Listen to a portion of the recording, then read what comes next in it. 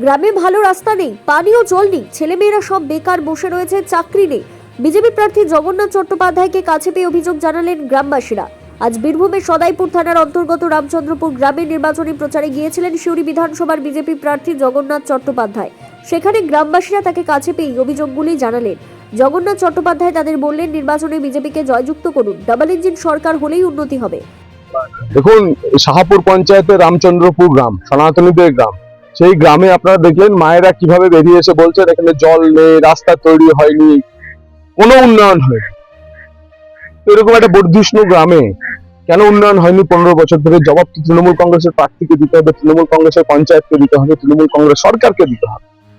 আমরা বলেছি ভারতীয় জনতা পার্টির সরকার প্রতিষ্ঠা হলে এখান থেকে বিজেপি প্রতিনিধি জিতবে। এই রামচন্দ্রপুরের যা অভাব অভিযোগ আছে আমরা মেটাবো এবং প্রথম 100 দিনের মধ্যে এই কাজ সমাধানের চেষ্টা করব।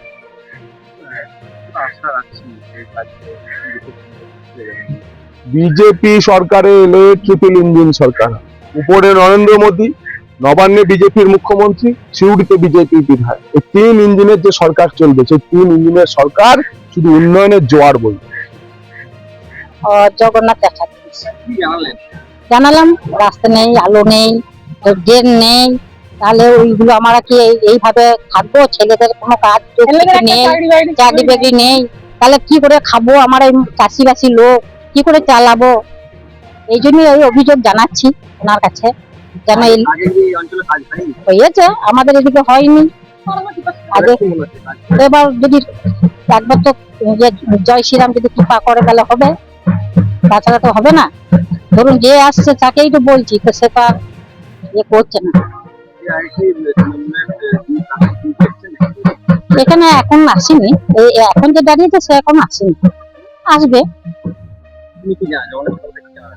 যখন জানালো ভোট পেলে পাস করলে সব করবো, এটাই জানিয়ে গেল, আশ্বাস দিয়ে গেল।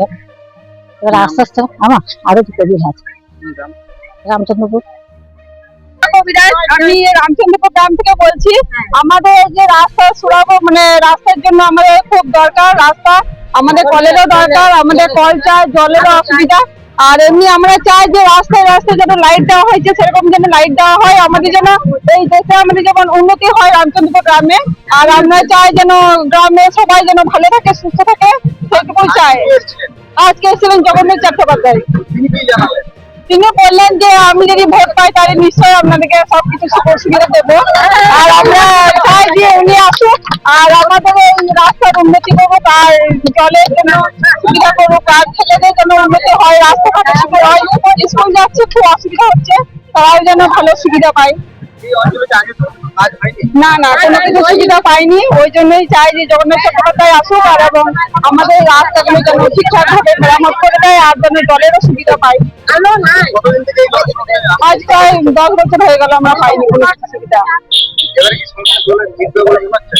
এবার দেখি যদি উনি আসতে পারেন, যদি আমাদের করে দিতে পারেন তাহলে খুবই সুবিধা হয়। আমরা চাই যে উনি আসুক।